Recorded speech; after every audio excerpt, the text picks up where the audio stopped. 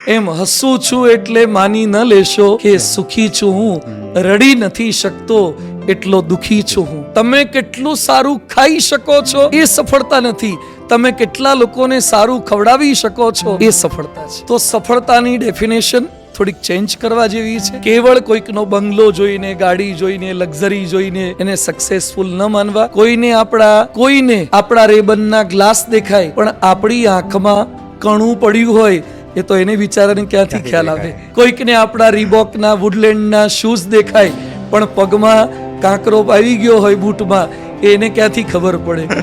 કોઈકને Audi BMW ગાડી દેખાય પણ એના ઇન્સ્ટોલમેન્ટના હપ્તા આવતા હોય મહિના કે એને ક્યાંથી ખબર પડે.